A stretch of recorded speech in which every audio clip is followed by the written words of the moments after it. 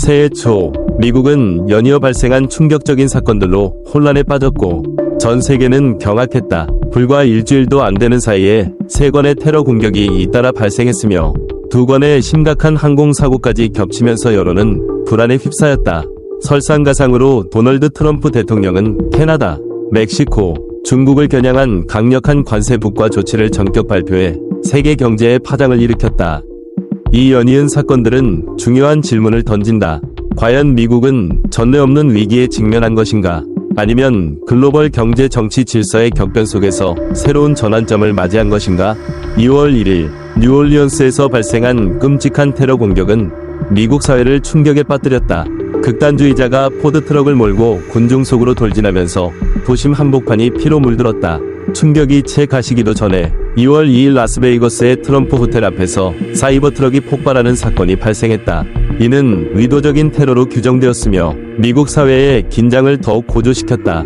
이어 2월 3일에는 뉴욕 퀸스의 한 나이트클럽에서 총기 난사 사건이 벌어져 최소 12명의 사상자가 발생했다. 이와 동시에 미국은 2건의 충격적인 항공사고까지 겪었다. 워싱턴 D.C. 위 로널드 레이건 공항 인근에서 민간 여객기와 군용 헬리콥터가 충돌했고 필라델피아에서는 소형 비행기가 루스벨트 쇼핑몰에 추락하는 사고가 발생했다. 이런 연쇄적인 사건들은 단순한 우연의 일치일까? 아니면 누군가가 뒤에서 조종하고 있는 것일까?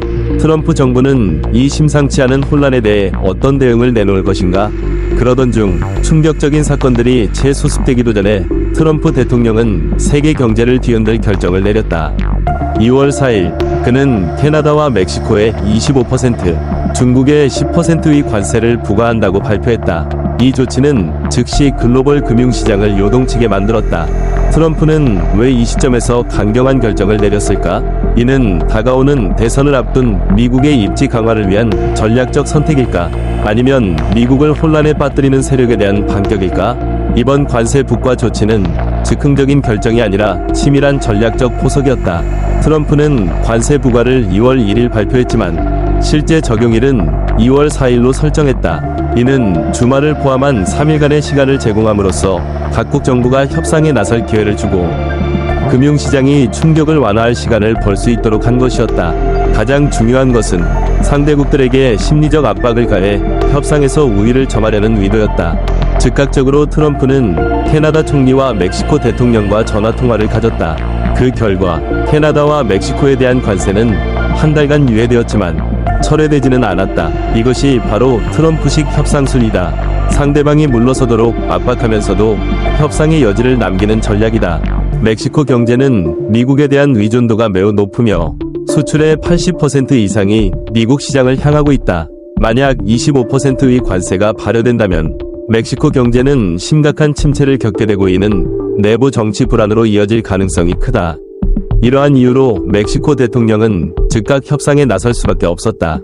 캐나다 또한 비슷한 상황이었다. 캐나다 수출의 76%가 미국을 대상으로 하고 있으며 만약 25%의 관세가 적용된다면 제조업과 농업을 포함한 핵심 산업이 심각한 타격을 입게 된다.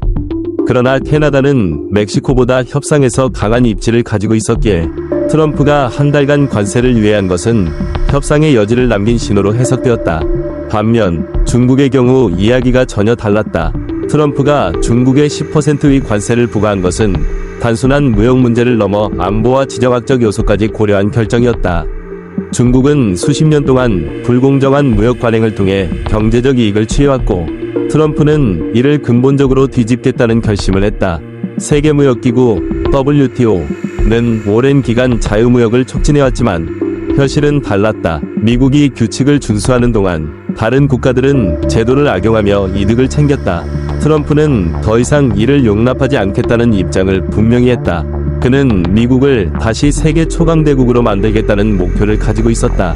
트럼프의 전략은 단순한 보호무역이 아니다. 이는 무역, 기술, 정치, 심지어 군사적 요소까지 포함된 전면적인 경제전쟁이다. 관세 부과는 경제적 결정이기도 하지만 동시에 경쟁국들에게 미국이 더 이상 불공정한 구조를 용인하지 않겠다는 강력한 메시지를 보내는 것이었다. 그러나 이러한 조치는 높은 리스크도 동반한다. 만약 경제적 충격이 과도해지면 글로벌 경기 침체로 이어질 가능성도 있다.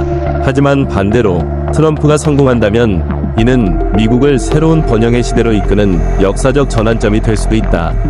최근의 사건들은 단순한 일련의 사고들이 아니다. 이는 미국이 글로벌 질서를 재편하는 과정 속에서 벌어진 일들이다. 트럼프는 과연 새로운 경제 질서를 구축하는 데 성공할 것인가? 세계는 경기 침체로 빠져들 것인가? 아니면 새로운 번영의 시대를 맞이할 것인가? 정답은 아직 나오지 않았지만 한 가지 분명한 것은 지금 우리가 역사의 중대한 전환점을 목격하고 있다는 점이다. 미국 정부는 환율을 인위적으로 조작하지 않으며 사이버 공격을 통해 지적 재산을 탈취하는 불법적인 방법도 사용하지 않는다. 결국 미국의 궁극적인 목표는 글로벌 자유경제를 구축하는 것이며 이것이 미국이 오늘날처럼 번영할 수 있었던 핵심 이유다. 애덤 스미스의 자유시장 경제 이론이 1790년부터 미국에서 적용되면서 전례 없는 경제적 번영을 이루어냈고 이를 바탕으로 미국은 세계 최강 경제 대국으로 성장했다. 미국은 이러한 경제 모델을 전 세계에 확산시키기 위해 GATT, 관세 및 무역에 관한 일반 협정과 WTO, 세계무역기구 같은 국제협정을 주도해왔다. 그러나 현실은 기대와 다르게 전개되었다. 미국이 자유경제 질서를 확립하려 했지만 많은 국가들은 이를 악용하여 미국 경제에서 이익을 빼앗아갔다. 특히 중국의 등장은 이러한 균형을 완전히 깨뜨렸다. 중국 정부는 자국 기업을 직접 지원하며 불공정한 경쟁을 조장했고 서방의 기업들은 강력한 도전에 직면했다. 철도, 태양광, 철강, 알루미늄 산업 등에서 서방 기업들이 경쟁에서 밀려났으며 중국은 기술 탈취를 통해 더욱 강력한 경제적 영향력을 확보했다. 역사를 되돌아보면 1970년대부터 미국은 무역 적자 상황에 빠지기 시작했고 이 상태는 50년 동안 지속되었습니다. 무역 적자는 미국 기업들이 낮은 생산 비용을 활용하기 위해 공장을 해외로 이전함으로써 발생하며 이로 인해 국내 일자리가 사라지고 산업이 쇠퇴하며 국가 자산이 해외로 유출됩니다. 더욱이 오랜 시간 동안 미국 정치인들은 이 문제의 심각성을 인식하지 못했습니다. 이는 그들이 기존 정책에 익숙해져 있었던 점과 더불어 호화로운 생활을 하면서 노동계층과 기업들의 현실과 동떨어진 환경에서 살아왔기 때문입니다. 그들은 미국 기업들이 직면한 어려움을 제대로 이해하지 못했습니다. 그러나 도널드 트럼프가 집권하면서 그는 이 현실을 빠르게 인식했습니다. 그는 미국 경제가 점점 약화되고 국가 자산이 유출되며 미국 산업이 쇠퇴하고 있음을 깨달았습니다. 다른 정치인들이 문제를 보지 못하는 동안 트럼프는 이를 파악하고 즉각적인 행동을 결정했습니다. 이러한 인식에서 출발하여 그는 대선 캠페인에서 메이크 아메리카 그레이트 어게인을 내걸고 정책을 추진했습니다. 트럼프가 미국 건국 원칙이나 애덤 스미스의 경제 이론을 깊이 연구하지 않았을 수도 있지만 그의 행동은 기본적인 원칙과 일반적인 통찰력에 기초하고 있습니다. 기존 정책이 현실에 맞지 않는다고 판단되면 그는 과감히 변화를 시도했습니다. 그는 캐나다, 멕시코, 중국에 대한 관세 부과가 보복 조치가 아니라 미국 경제를 보호하기 위한 전략이라고 밝혔습니다. 최근 트럼프는 엔비디아 창립자인 황먼신과 만난 자리에서 오는 2월 18일부터 미국이 유럽연합, EU에서 수입하는 컴퓨터 칩, 구리 및 일부 품목에 대해 관세를 부과할 것이라고 발표했습니다. 이는 그의 관세 정책이 특정 국가에만 국한되지 않고 글로벌 무역 질서를 재구성하기 위한 포괄적인 전략임을 보여줍니다. 트럼프는 지난 수십 년간 세계가 구축해온 자유무역 시스템을 철폐하려 합니다. 그의 관점에서 볼 때 앞으로 미국과 거래하려는 모든 국가는 미국이 제시한 조건을 따라야 하며 기존의 일방적인 자유시장 체제에서 이득을 보는 구조는 더 이상 용인되지 않을 것입니다. 과거 미국은 정부 개입 없이 자유로운 글로벌 시장을 신뢰했지만 중국을 비롯한 여러 국가들은 이 원칙을 따르지 않았습니다. 그 결과 미국은 자유로운 시장이 아니라 일방적으로 손해를 보는 구조 속에 놓이게 되었습니다. 따라서 트럼프는 게임의 규칙을 바꾸기로 결정했습니다. 앞으로 미국과 거래하려는 국가는 새로운 협상 과정을 거쳐 미국이 설정한 규칙을 따라야 합니다. 그의 최근 세 차례의 관세 인상 조치는 단순한 무역 정책이 아니라 제2차 세계대전 이후 미국이 구축해온 글로벌 무역 시스템을 재편하려는 움직임이라 볼 수 있습니다. 이러한 경제 정책이 미국을 고립시키는 결과로 이어질 것인가, 아니면 새로운 성장 기회를 열어줄 것인가, 관세 부과로 인해 미국은 더 이상 값싼 수입품을 활용할 수 없게 되어 생활비가 상승할 수 있습니다. 그러나 반대로 보면 해외로 이전했던 미국 기업들이 다시 국내로 돌아오면서 일자리 창출이 촉진될 수도 있습니다. 또한 외국 기업들이 미국 내 생산을 선택하게 되면서 미국 경제 활성화로 이어질 가능성도 있습니다. 이로 인해 미국 노동자들의 소득이 증가할 수 있으며 일자리 수가 늘어나면 임금 상승이 뒤따를 가능성이 큽니다. 소득이 인플레이션보다 빠르게 증가한다면 미국 경제는 지속 가능한 성장 궤도로 나아갈 수 있습니다. 또한 해외에서 저렴한 상품이 수입되지 않더라도 글로벌 기업들이 미국 시장에서 경쟁하게 되면서 가격 조정이 이루어질 수 있습니다. 이는 장기적으로 상품 시장의 안정성을 유지하는 데 기여할 수 있습니다. 결과적으로 두 가지 시나리오가 예상됩니다. 첫째, 미국과 기타 국가들이 무역 장벽을 세워 고립되고 전 세계 생산 효율이 감소할 가능성. 둘째, 미국이 관세 정책을 활용하여 외국인 투자를 유치하고 국내 생산을 촉진하며 지속 가능한 경제 성장을 도모하는 가능성입니다. 이론적으로는 두 번째 시나리오가 미국과 세계 경제에 모두 유리하지만 글로벌 경제가 예측 불가능한 변수들로 인해 어떻게 변화할지는 여전히 불확실합니다. 한편 현지 시간 31일 오전 6시 30분경 미국 동부 표준시 필라델피아 북동부 공항에서 에로15 항공기가 이륙한 직후 고도 400m 이상 상승한 후 갑자기 방향을 틀어 추락하며 큰 폭발이 발생했습니다. 이 사고로 인해 차량 6대와 주택 6채가 불길에 휩싸였습니다. 기내에는 조종사 2명, 의사 1명, 의료진 1명, 어린 환자와 그의 어머니 등 총 6명의 승객이 탑승하고 있었으며 이들은 모두 멕시코 국적이었습니다. 초기 원인은 기체의 고각 상승으로 인한 날개 불안정 현상으로 추정됩니다. 이는 엔진 주변 공기의 흐름을 혼란시키고 추진력을 감소시켜 조종 불능 상태를 초래했을 가능성이 있습니다. 또한 조종사가 당황하여 급격한 조종을 시도하면서 기체가 추락했을 가능성도 제기됩니다. 이외에도 날개 안정 장치 또는 방향타의 고장, 착빙 현상 등이 사고 원인이 될 수 있습니다. 특히 저온 지역을 운항하는 소형 항공기에서는 착빙이 주요 위험 요소로 작용할 수 있습니다. 만약 조종사가 이륙 전 착빙 제거 절차를 충분히 수행하지 않았다면 기체 안정성이 저하되어 사고로 이어졌을 가능성이 있습니다. 같은 시각 워싱턴 D.C.에서도 또 다른 항공사고가 발생했습니다. 이 사고로 41명의 사망자가 확인되었으며 이 중 28명의 신원이 확인되었습니다. 사고기 블랙박스가 수거되었으며 이를 통해 약 한 달 후 사고 원인이 밝혀질 전망입니다. 초기 보고서에 따르면 해당 항공기의 조종사는 규정을 준수했으며 관제소의 지시에 따라 활주로 1번에서 활주로 33번으로 이동했습니다.